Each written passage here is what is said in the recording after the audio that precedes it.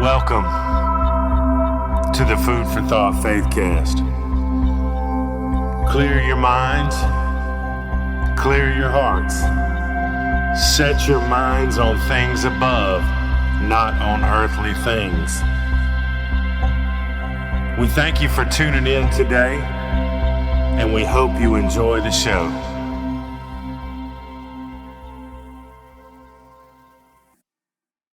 Hey guys, it's B-Rob, and it is the Food for Thought Faithcast, and it is Friday, February the 13th. It's Friday the 13th, and tomorrow is St. Valentine's Day, which used to be called Lupercalia, I think it is.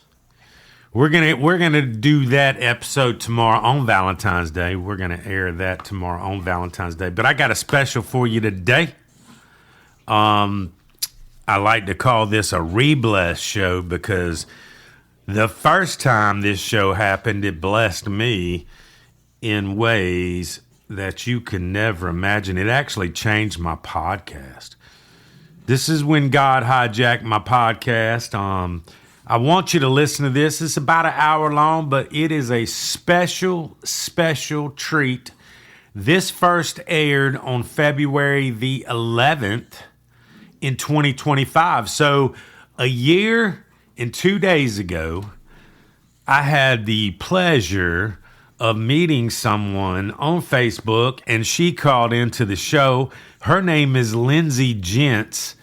And we were just supposed to talk about careers, but she gave her testimony and it changed my whole show. It changed my whole outlook. I like to say at that point in time, God hijacked my show, and it was simply amazing. And it has been the show it has been since.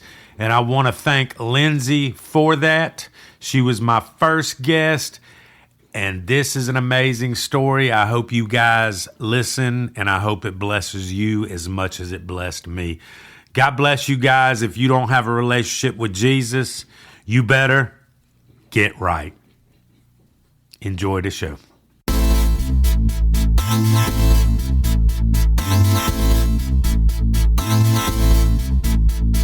B-Rob here. It's the Food for Thought podcast. It's Tuesday, February the 11th, and we have Lindsay here on the line. How are you doing, Lindsay? I'm doing great. How are you? Thanks for having me. I can't complain. If I did, nobody listened. That's That's right. that's that's one of the lines in my song called "All Gas, No Brakes." Um, tell us your name, and then tell us a little bit about yourself and what you do and that sort of thing. Okay, I'm Lindsay Gintz. Currently, my husband and I live in Henderson, Texas, and we relocated here 2 years ago, this last November, from Aiken, South Carolina. Just wanted to do something different and have some land and do a little bit of homesteading, and so that's what we're doing now.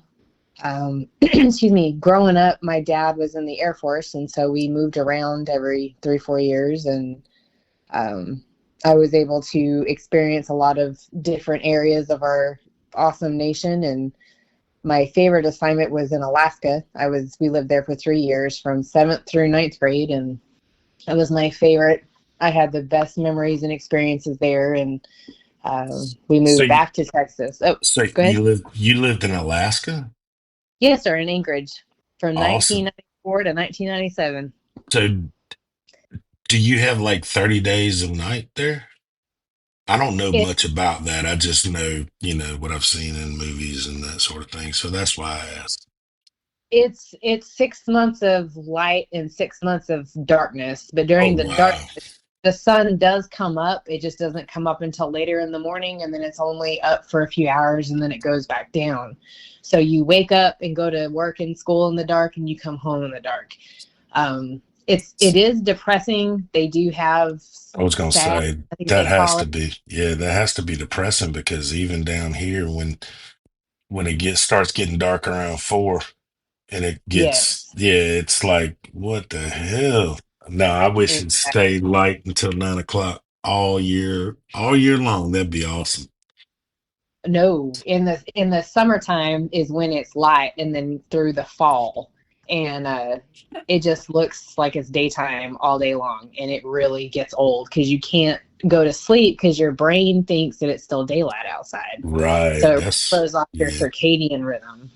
that's crazy. That's crazy. So Henderson's like what? How many miles from Tyler? So it's about an hour drive, Yeah, and it's what, 3 hours from Dallas or something? Am I right there? about 2 hours? two and a half. Yes, sir. Okay, okay. Yeah, yeah.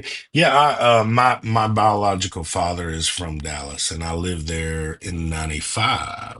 It was Okay. kind of yeah, it was kind of a crazy experience. And it's funny because there's a band that came out like right around that time. It's called the Toadies. Have you ever heard of the band called the Toadies? Possum Kingdom, yes. Yes. Okay, Absolutely. they have a song called Tyler. And the funny thing is when I went to live with my biological dad for the first time in 95, the first time I left Augusta in my life, and Wow. went there and I went to this concert. It was a record breaking ceremony for Possum Kingdom at a place called Trees in Deep Ellum, Wow. Dallas, Texas. And the funny story is in 99, no, in 2000, I think, they came out with another record. And I was living in Columbia, South Carolina, because I'm from Augusta. And I Okay. had just gotten married to my wife. And they came and played a small club. And the the guy they did like two songs and the guy lost his voice. Oh His no. name was Todd Lewis. I guess Toadies, I guess that's where that came from. But his name was Todd Lewis, and I actually met the guy and knew the guy from living in Dallas. And I was there that night and they pulled me up on stage and I ended up singing Oh wow, that's so for awesome. them. Yeah, and I sang the song Tyler. That's what's crazy. That's why I'm looking at the map and I was like, Henderson has to be like near. So I'm looking at the map and I see you're like right next to Tyler. And Yes. I just wanted to share that crazy story. But That's tell us tell us a little bit of more about your yeah, all my friends were there and we didn't have cell phones, but I had right. a friend who become a professional photographer who was there who took pictures and I still have a picture, like a picture of a picture. And I'll have to send it to you. I'll send it to you after this show of me singing for That's the Toadies. awesome. Thank you. Yeah, but tell us a little more about what you do and tell us, yeah. I'm sorry to interrupt, but I just had to tell No, that story. no, you're fine. No, that was great. I liked it. I enjoyed it. Thanks for sharing. Not a Um, problem. what I do now, I am a massage therapist. I call myself a body worker because it's my pursuit of happiness, my right to life, liberty, and pursuit of happiness. And my pursuit of happiness is helping other people to Right. heal their and help relieve them of pain and whatever that they're going through, if they have limited mobility issues or anything like that that I can help with. That's what I love to do, and so that's my life's calling. That's my life's work. um I call him Yahuwah. I don't call him God anymore. I call him Yahuwah. And he really placed that heavy on my heart in 2012 and 2013 for me to do massage therapy school. And I didn't know why. I was working at the Savannah Riverside at the time at the Mox project then.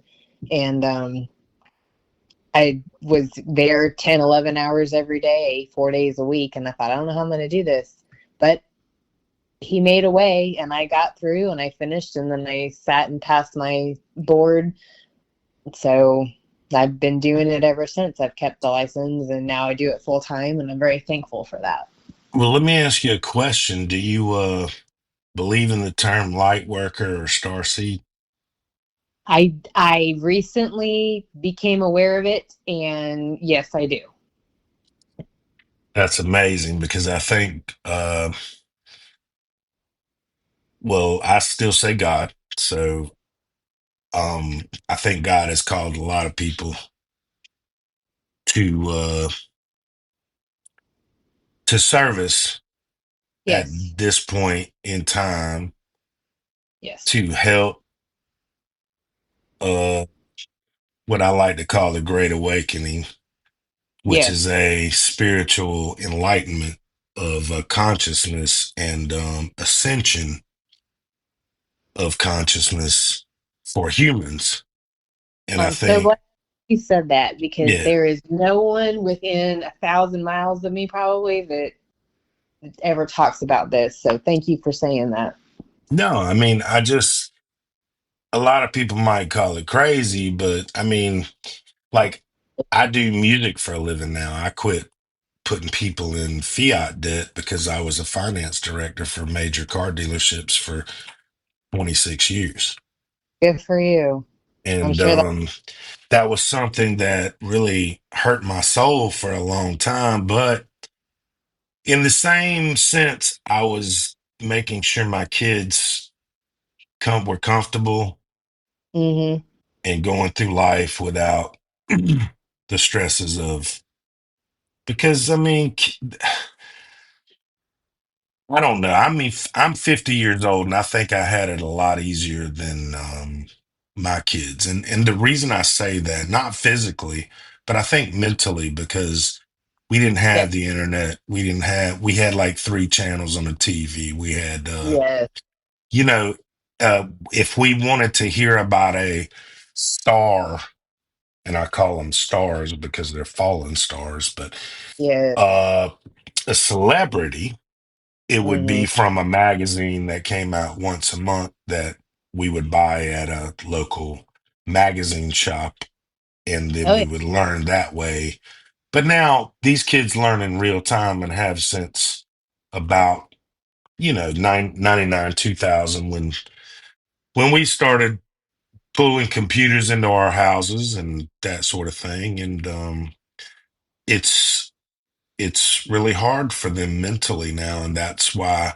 But I mean, it all goes into place with big pharma as well, because that was designed to make them have to take antidepressants and make them have to take ADHD medicine and make them have to take that sort of thing. Same with the grocery stores. I mean, you walk in a grocery store, and right after Christmas, you see Valentine's Day candy as soon as you walk in. And I know. why do you have candy when you walk in and you got candy at the registers? Because you're going to bring kids in there, and Yep. their body is, you've been feeding them uh, Twix and whatever cereal, Captain Crunch and all that stuff, which is nothing but sugar. And Right. it's a crazy cycle, man. And we don't, it's God forgive them, for they know not what they do. We knew no better for years and Right. years and years, because it was the status quo. And like I always say, the status quo ain't quo. So, but tell us Exactly. more, tell us more about I hate to get all into that, but tell us more about like your gift and how you became, How I became a massage therapist? yeah, the light worker you are. Well, I've always enjoyed helping people. When I was growing up, I wanted to be a teacher, and then I wanted to do nursing, and then I thought, well, I could be a doctor, just something that would help other people because I liked to do that. And um, my my mom was really encouraging, and she's very loving and giving, and my mom is just the most awesome woman that I know from my entire life. And very, very thankful that she was chosen to be my mom. But That's an amazing thing, isn't it? it is.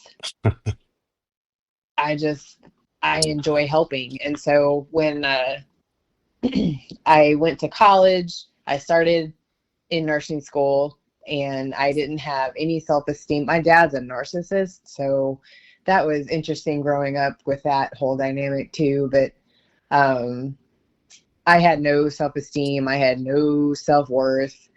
I just was living life day by day kind of thing, and no purpose. But Now, where'd you went grow up? all over because he was in the Oh Air yeah, Force. that's right. That's right. That's right. Yeah.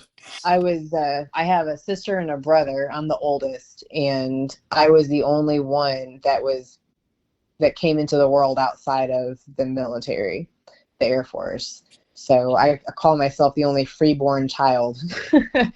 So, um, but yeah, we started in Georgia at Valdosta at Moody Air Force Base, and that's where my sister and brother came into the world. And then my dad was a JAG lawyer at the time, and he did that 3 or 4 years, and then decided that's not what he wanted to do. So he changed careers and went into the med group because he could use his legal knowledge and things and be successful. And he was very successful. He had a very successful career, very proud of him, very thankful for his service.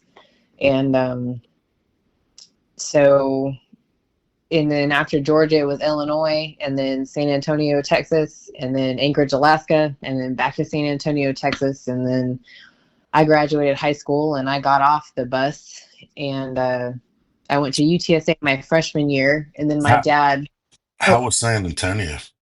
How'd you like San that? Antonio, it was fun. There was always something going on, always something to do, but it was very busy, very, uh, Yeah, a lot.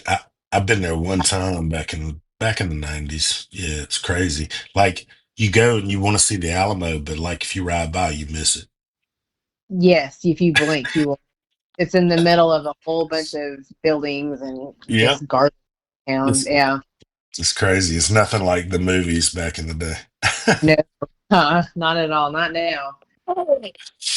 Yep, yep. All right, go back.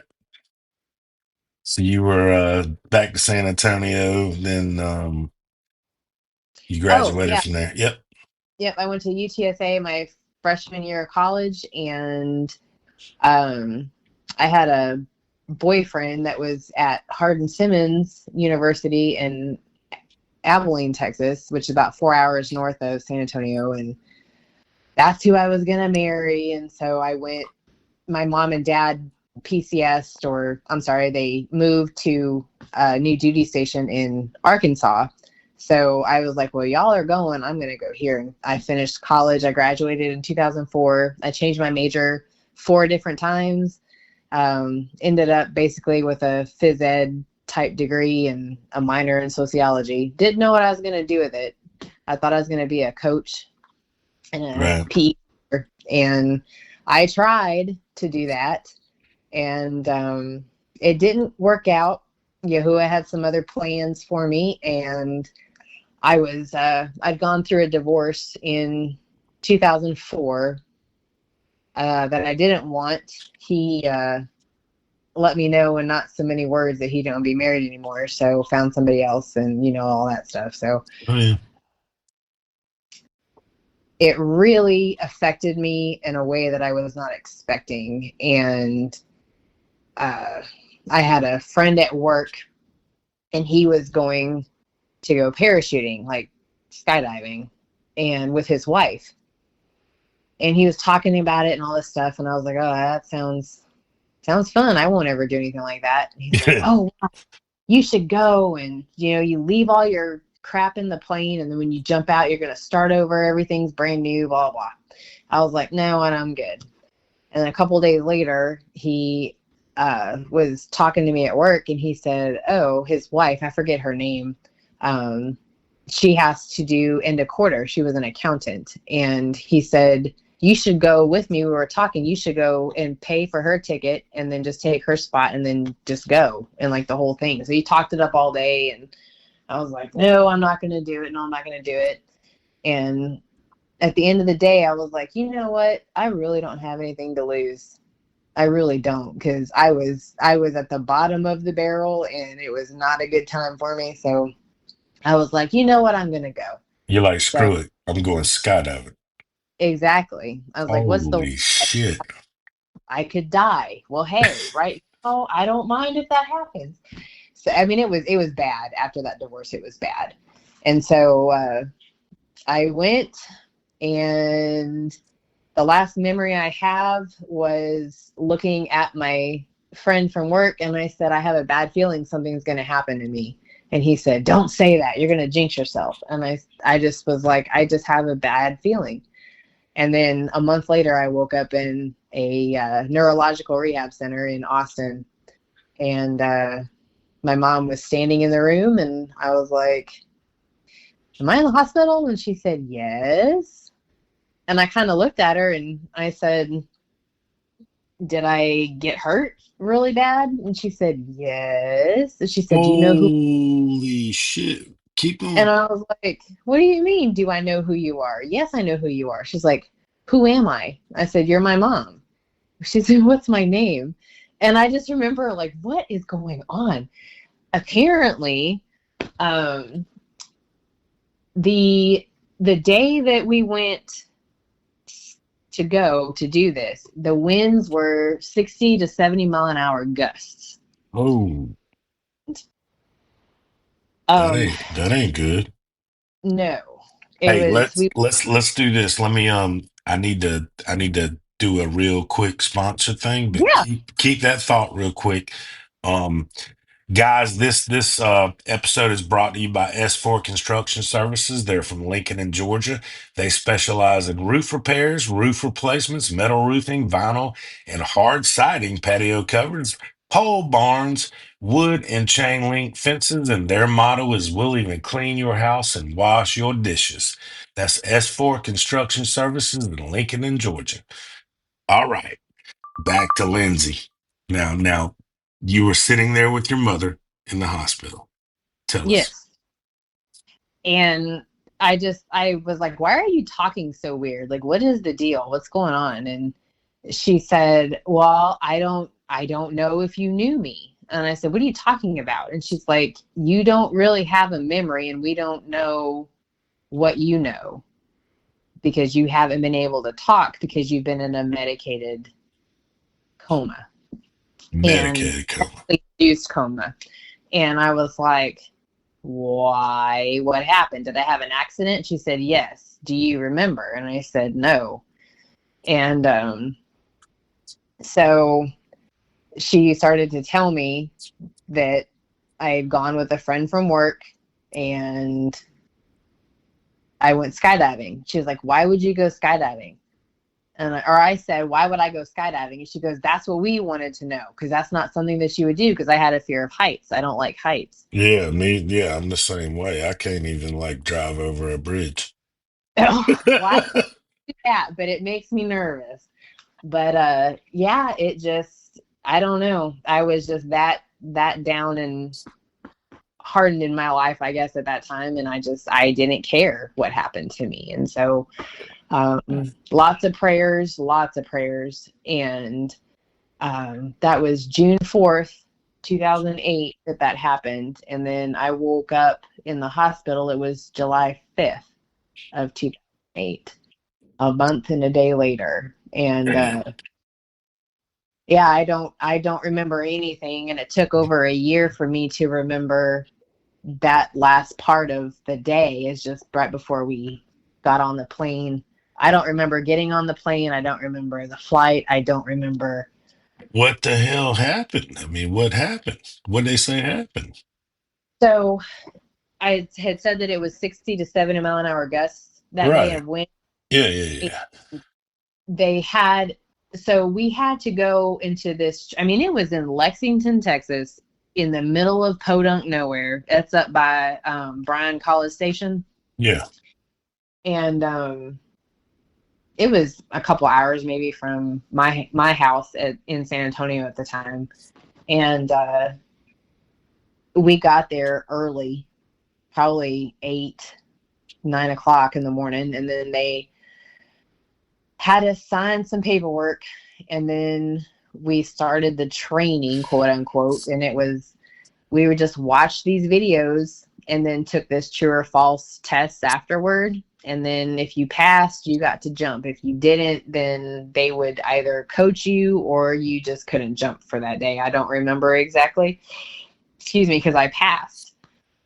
And I paid my money or whatever. And I remember signing this paper. It's essentially signed my life away. It said that I wouldn't sue or wouldn't do anything if anything happened or whatever. So, and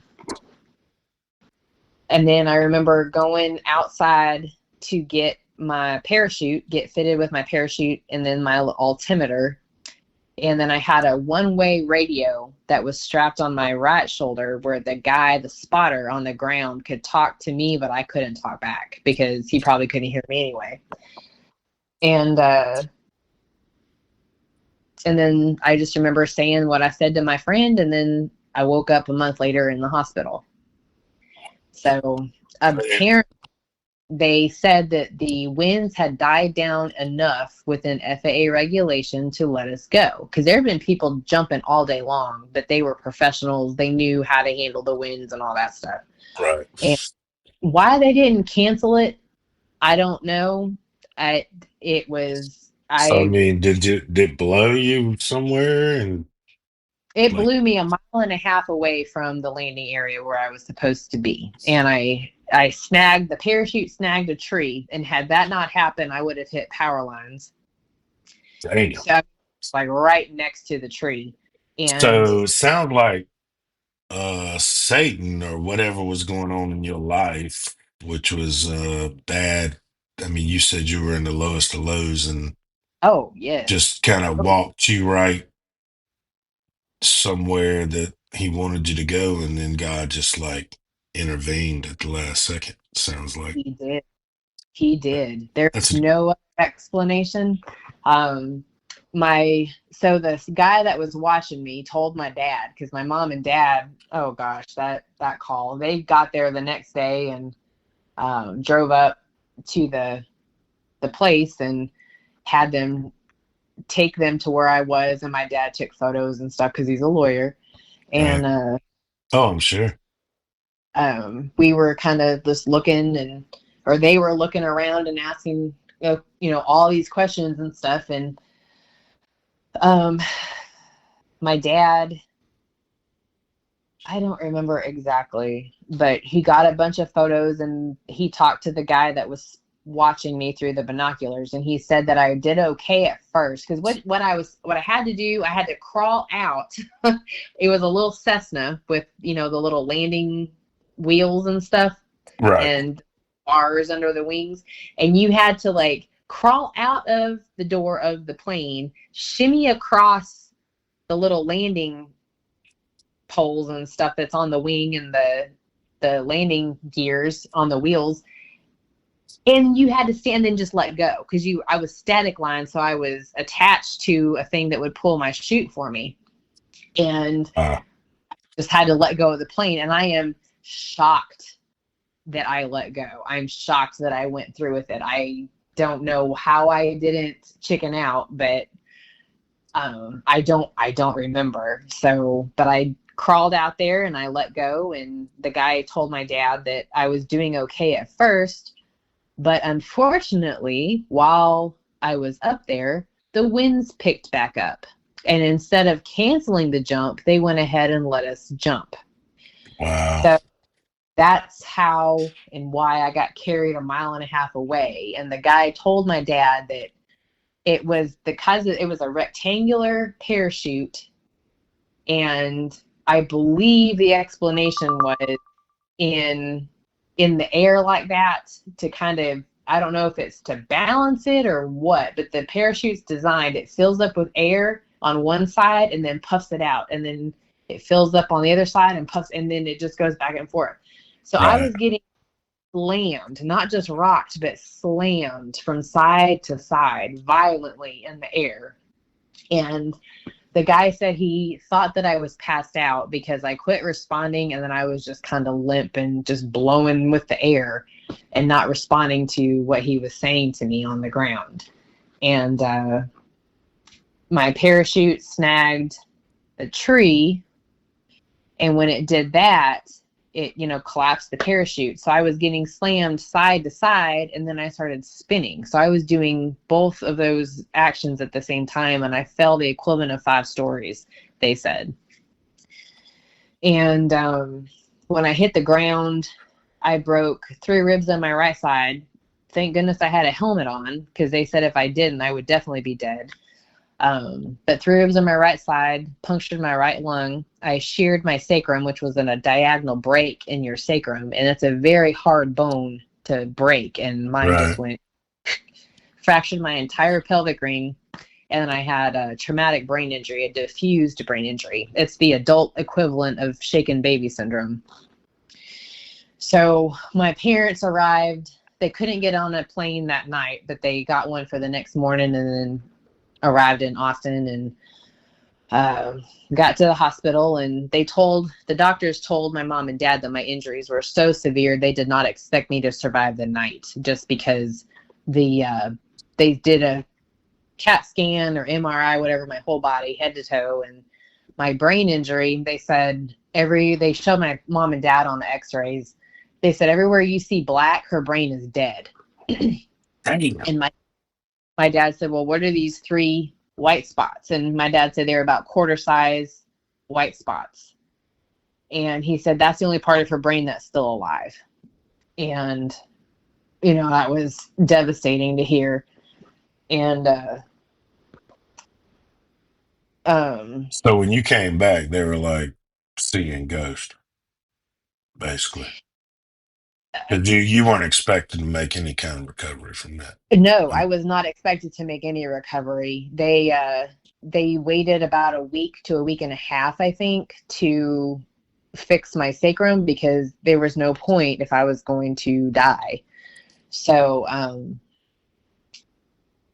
after a week, and I was getting better and I was showing signs of improvement, then they went ahead and put a screw through my sacrum, a titanium screw, and my whole pelvic ring was fractured. And they thought they were going to have to go in and wire all of that together.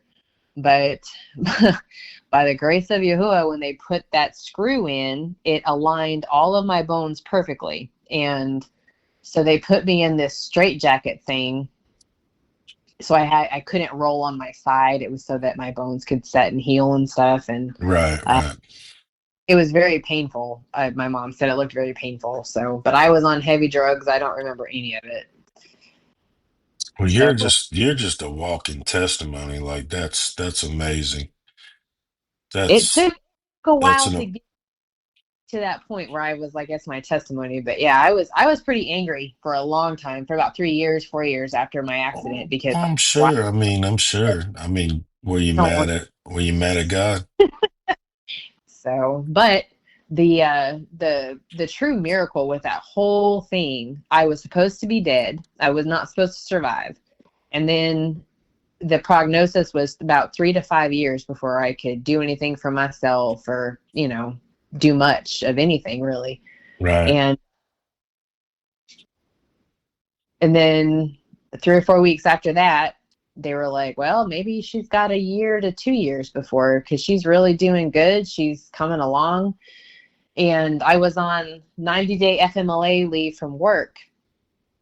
And on day like 87, 88, something like that, I was discharged from all of my therapies, and I was discharged from my orthopedic surgeon, and I was cleared to go back to life, to work and stuff. And so I was living my life. I was 25, 26 at the time, and I was not about to go home and live with my mom and dad again. And so I sucked it up, and I should have. In hindsight, I probably should have, to let myself heal.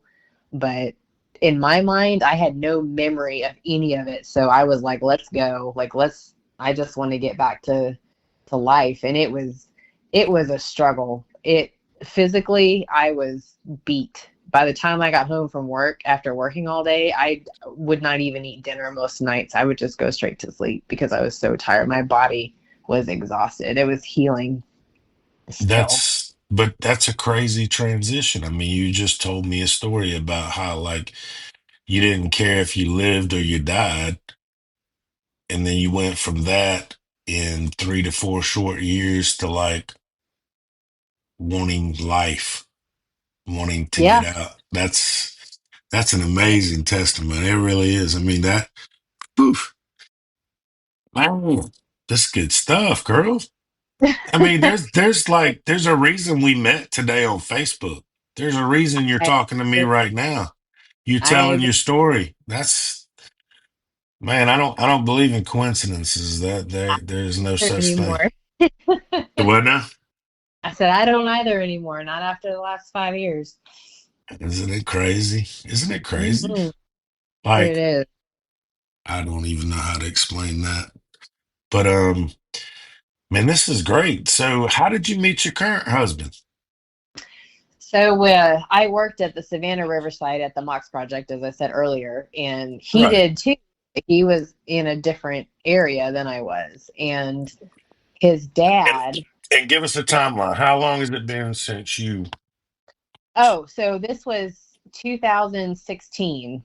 Okay. Uh, at the end of 2014, I had dated a guy for about 3 years, and it didn't work out, and Right, right. I just took 2015 to just be by myself. I didn't want to date anybody. I didn't want, because the last guy was a narcissist, and that's when it clicked into my head. I was like, oh my gosh, this is how my dad is to me. And then I made that connection. And then there was a name to put to his way that he is. Right. And so I started doing as much research and learning about that as I could. And my ex-husband is a narcissist. And then I dated 2 other ones. And gosh, it was just, I guess that was the time that my brain just kind of, oh, well, if this is true, then this has to be it. So I kind of made that connection, and I Right. took off 15. I didn't want to date anybody. And in November of 2015, I needed to get my hair cut, and the gal that I'd been going to had moved. And so I asked a friend of mine for a referral, and she referred me to this gal named Dory. And I sat down in Dory's chair, and I was there maybe 10 minutes, and I felt like I'd known her my whole life. She was awesome. And she told me about this guy named Sam. Something about them South Carolina hairdressers. You're not kidding. They are just, My they are brother awesome. was married. My brother married one. Okay. Yeah. See, they're just wonderful individuals, wonderful men or women that do that. Because there's some men that do hair, but Shout out to my South Carolina hairdressers. We love that's you. right. We know you. All right, Yes. keep going. Keep going. So she said, I have someone in mind that I think that you would really get along well with. And I really think that he would get along well with you. And I was like, oh, no, I don't want to date him. I'm done. I'm done. I don't want any more crap. I have enough of my own stuff with my brain injury and my own stuff that I have going on. I was like, I don't want anybody else. I don't want that. Then God said, God And then intervened. he said, so, but that was in November of 2015. And then fast forward to January, like mid-January, 13th or 12th or something of 2016. And my best friend at the site messaged me on the Savannah Riverside has this little messenger system, like Yahoo Right. Messenger Yeah, thing. yeah. And he popped up on my messenger, and he said, I know who your future husband is.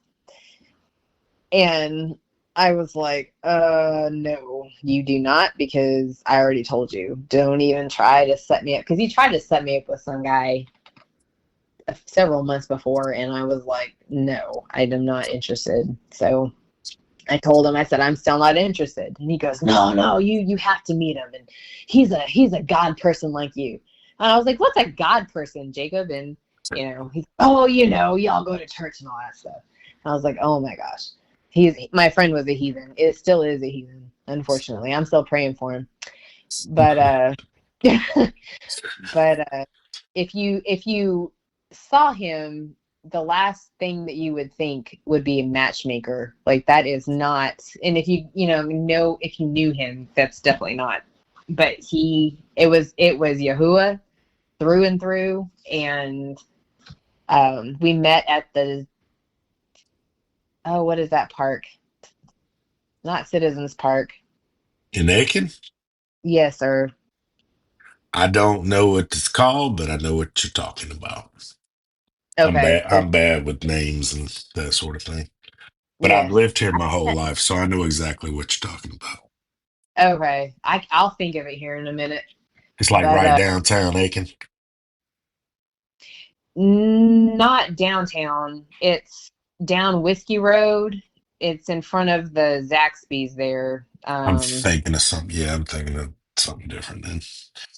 But it's all good. Keep going. Yeah. So whatever that park is there, it has a mile track. And so he had a blue tick coonhound and I had a boxer. And so he messaged me on Facebook, and I told my friend Jacob, I said, if he wants to meet me and like be friends, have him contact me. Do not give him my phone number. Have him contact me on Facebook. So that's what he did. And he contacted me a couple days later and said, "Were you gonna get together and walk the dogs or something?" And I was like, "Yeah, sure." So we met, and he showed up with like casual clothes on and not walking shoes. And I had on workout gear because I ran with my dog. I was a big into running then, and I was there to exercise. So Yeah. I mean, your dad's. Yeah, I was absolutely. speed walking, and he was having a hard time keeping up. And we had a really good conversation, and he was hilarious. He told me that he served 5 years in the Navy, and so we had that in common, at least, and a commonality. And he told me he was from Clinton, Iowa, which is not far from Chicago, about 3 hours south of Chicago, right there on the Mississippi River. Right. And I said, well, I was born in Des Moines, Iowa, when my dad was in law school. And I was like, well, coincidence there. So yeah. But we had the best conversation, and he made it 3 miles, or I'm sorry, 2 miles. I was about to hit the 3rd mile, and he was like, I think I'm going to go home. He wasn't intending to walk, like exercise walk. He was probably doing it for you. He He was did. probably like, oh my God. He probably next day was like, oh, I'm so sore. Yes. Yeah, But he met I'm not a him. physical guy either. I'm more of a computer nerd, music Well, guy. the Navy ruined him. I think the Navy PT'd him too much. He Yeah. hated it. Oh, I'm sure. I'm sure. I'll pick on him now. Like, let's go do some PT. And he'll just look at me. Oh, anyway, but so yeah, that's how we met, and we were pretty much inseparable after that. And How long did it take for you to get married? let's see, we got married in October 13th, 2017. We got married on a Friday the 13th. Our And when did you meet? 16? January of 16. Yep. Oh, nice, nice. So not about a year, no, almost 2 years later. Close to, yeah. Shit, See, he was I married my wife like 5 months after I met her okay. in 1999. Oh, wow. Yeah, we were kids. Yes. I was Crazy. 18. It is Yeah, crazy. Hard to yeah. believe. I don't like looking back that far. I don't like So, the so tell me what you call God again. Tell me that. Yahuwah. Yahuwah. Now, tell me why do you call him Yahuwah? Now, I've seen that. I don't know how to pronounce. See, I'm just a dumb old country boy from Georgia, so I mean, I'm not really dumb, but No, I know. you know what I'm saying. But Yes, I sir. like to I like to hear other people's interpretations and analogies and that. I mean, I'm Southern Baptist. Well, I don't go to church, but that's the way I was raised. Right. I'm a very spiritual person, but I don't go to church. I believe that church is me and you talking about God right now. That's church. Exactly. Okay. Oh, I So that can. tell me a little bit about why you say that you don't call him God no more. If you So, comfortable doing that. oh, I'm an open book. I'm a talker. I have no problem talking. Oh, no Um, problem. so I started calling him Yahuwah about a year ago, and it was after much research. I've been doing nothing but research since March of 2020 when the whole COVID scamdemic stuff happened. So you opened your book then, yeah. Mine was late 2007. Well, it was early 2007. Actually, it was about 2016, but That's um, good. yeah, it's kind of a wild story. I found 4chan from a doctor friend of mine, Oh, actually. wow. Yeah, so and he told me all about anons and the crazy things they post and that sort of thing. And then I just happened to be on there and started finding these crazy drops that were labeled Q, and it's been Mm-hmm.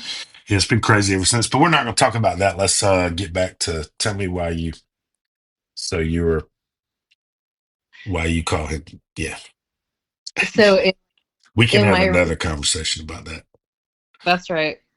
Um, in my research, I was learning about the Bible because everything with our nation is biblical. It was biblically based. Everything Right, was. right, right.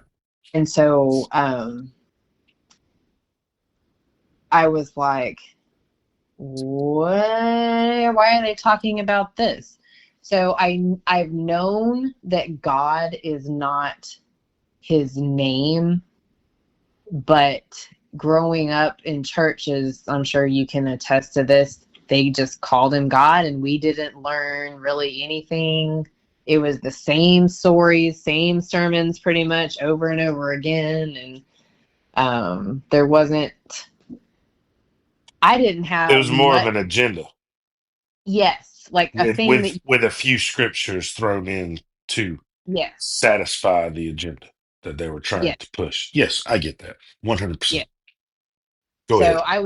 I was baptized when I was 10 years old. I accepted Jesus as my savior. And after that, life happens. You become an adult, you live some life. And I had made some really bad choices. And having a narcissist for a father, you are you're pretty much beaten to nothing when you do something wrong or you do something that is a poor reflection or that he perceived as a poor reflection on himself. Well, He would they're never wrong. Right. He would Yes, come absolutely. like, I don't am I allowed to say a not great word? Absolutely. Say what you So want. he would come down like a shit brick house when he was not happy about something or if we did something wrong. The slightest little thing we would get screamed at by him. I mean, he was under so much stress and he had child wounds and things that he didn't deal with from his childhood and stuff, and so it just carried on. And Yeah, I was going to say a lot of that's programming. oh gosh, yeah.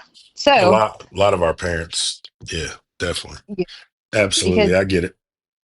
right, they didn't know any better. Their mom and dads didn't teach them anything. Not that it's an excuse, but it is what it is. It It falls made into me that who I category, that verse where forgive them, Father, for they know not what they do. Yes, exactly. absolutely. There's going to be a lot of that. But Yes. Yo, yes, very much. you ever felt like COVID was designed to kill off a certain generation of people because of that? It, yes, I do. Yeah, I do too. I And do. To get I hate to say that, but I just wanted to throw that out there, and I hope that don't piss my listeners off. But I don't care. I think that's absolutely 100% correct. I mean, why if they they did start moving people into nursing homes? exactly. Because they steal their Saskia Trust accounts. I mean, Oh, there you it go. when you follow the white rabbit, you learn all kinds of things. I tell you. You'll say too much truth. I know. I'm just I, saying. Okay, get back to tell me why. I keep throwing us off the path, but you're I do want to hear the story about the why you call him that versus God, and then I think we're gonna have to have another podcast about that other stuff. That's awesome. Yeah, this is But great. I found in my studies that his Hebrew name, he has many names, Right. many in Hebrew. And And us dumb country people don't know half that shit. So right. that's why I'm interested.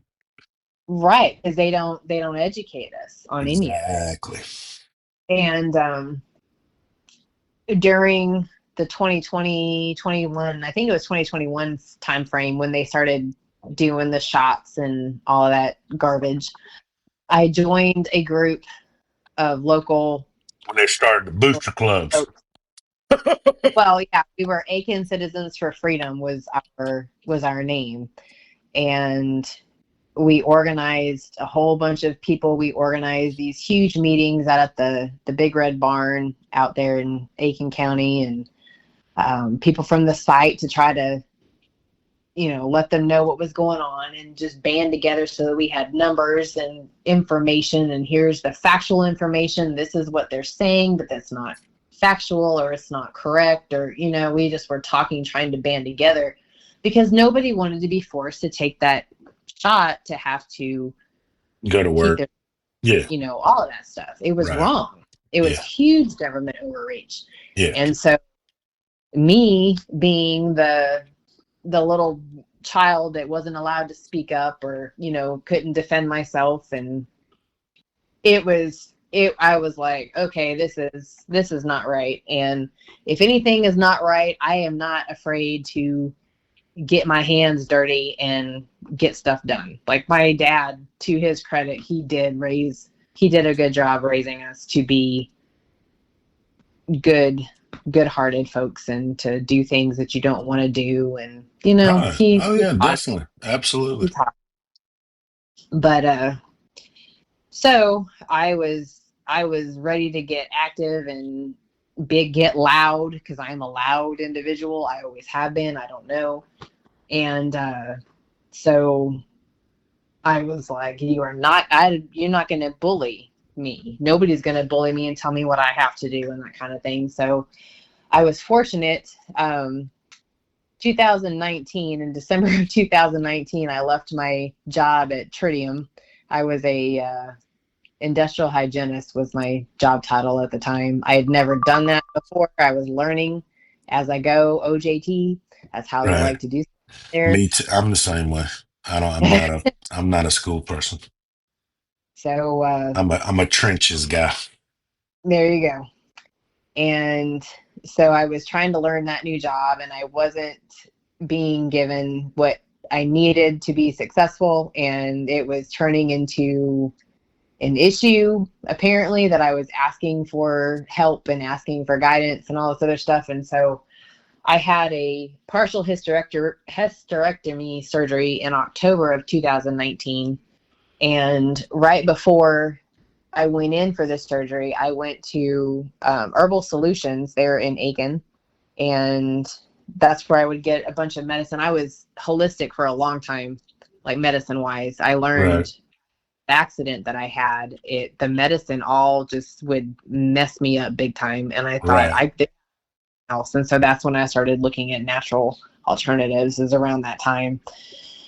I'm the And same exact way. That's why I asked you about the light workers and that oh the yeah, day. I'm the same exact way. I cannot take like anything.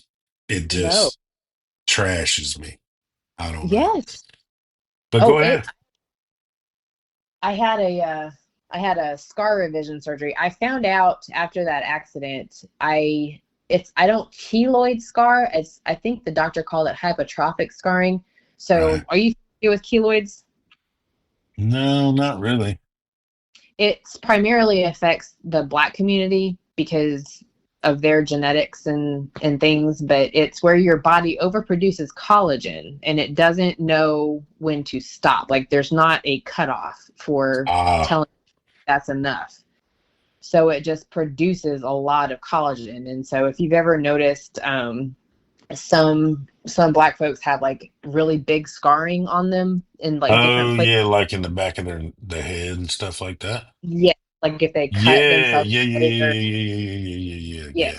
So I scar like that, except mine stays within the perimeter of the incision line or the damage or whatever. I So, got you. I got you. but they can grow internally and they just can go wild.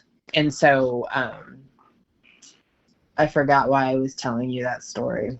No, we were talking about the why you call God. Oh yeah, Yahuwah. So, It's all good. I do the same thing. I like have to circle back a lot. well, I've got traumatic brain injury, so I have short-term memory loss, and so Oh, I can get off track and then I'll forget. I'll eventually come back around to it sometimes, but no, it it's can. great. It's been a great podcast. Like I said, there's a reason we met today on Facebook. I It really is. agree. I agree. Really is. And we're coming up on like close to an hour. So let me do this and then let me do the little jingle here. Okay. This show tonight is sponsored by S4 Construction Services, and they're out of Lincoln, Georgia. They specialize in roof repairs, roof replacements, metal roofing, vinyl and hard siding, patio covers, pole barns, wooden chain link fences, etc., etc., etc. Their motto is "We'll even clean your house and wash your dishes." That's S4 Construction Services, and they're from Lincoln in Georgia. All right, back to Lindsay and uh, why you call God Yahuwah. I like that. So, in my research, I was learning about the Bible and learning about All the what names. segments and Yeah, all of that were, what do you call it? Like what parts of the Bible were used for the Declaration of Independence and the Constitution and all of that. Like I wanted to understand that better. right. And um, in my research, I just started seeing in like the older books and the older Bibles and things, it was Yahuwah or Yes. all of his other different names and Always said Joshua, or I don't know how to really pronounce. I'm from Georgia. no, You know what I'm saying? right.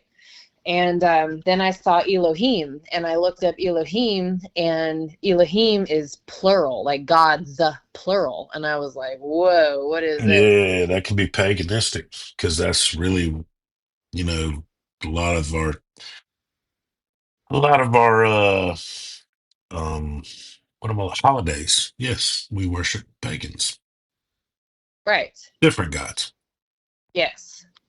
And during the Aiken Citizens for Freedom movement that I was a part of, I met one of my best friends, Wanda Barr, and she's my mom and dad's age, a little bit younger, and but she is the strongest woman of faith I've ever known in my life, and there is nothing that I would not do for this woman, and same her with me.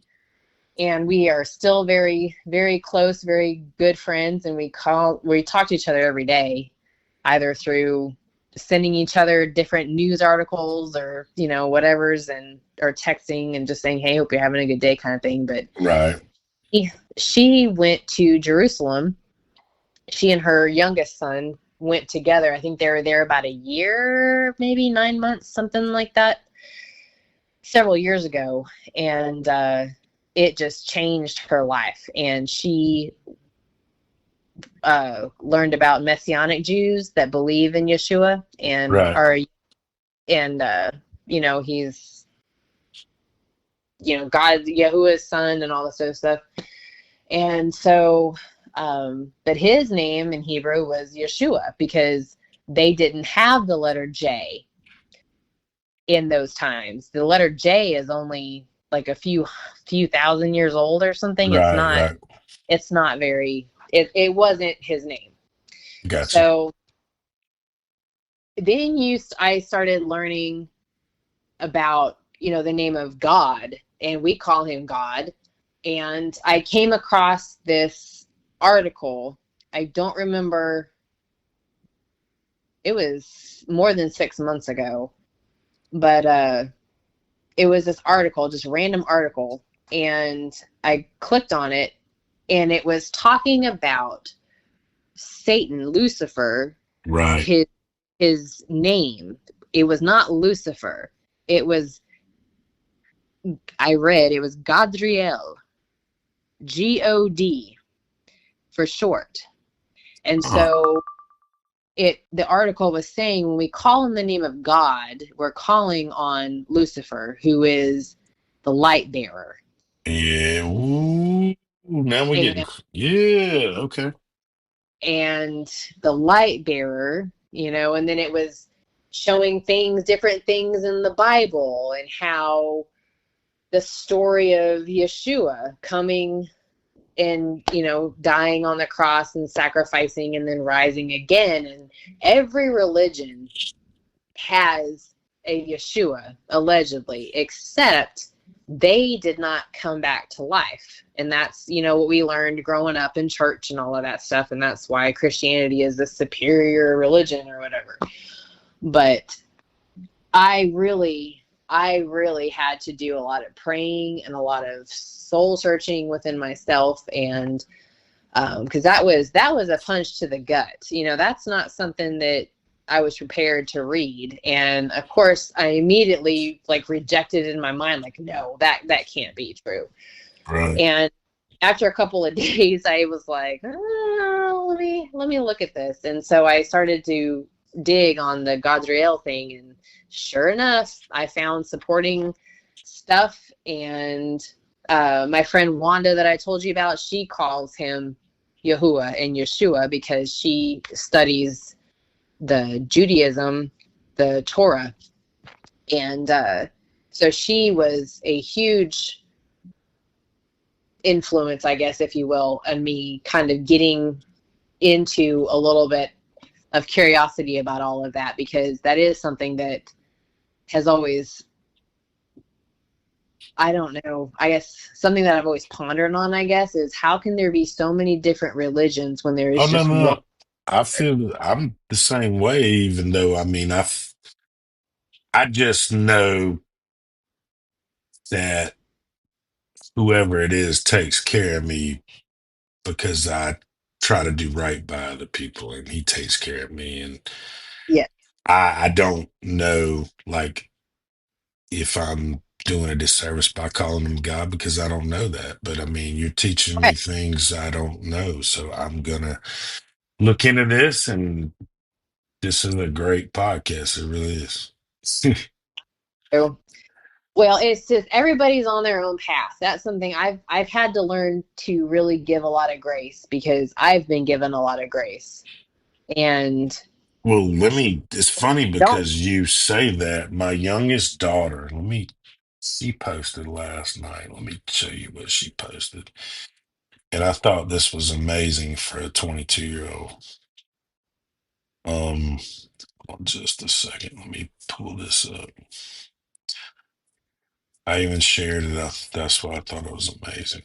Um, but she's a lot like me. Hold on, me. I wish I had me one of them guys like Joe Rogan. Hey, dude, pull this up. oh Boom. yeah, It's right there. So this my youngest daughter.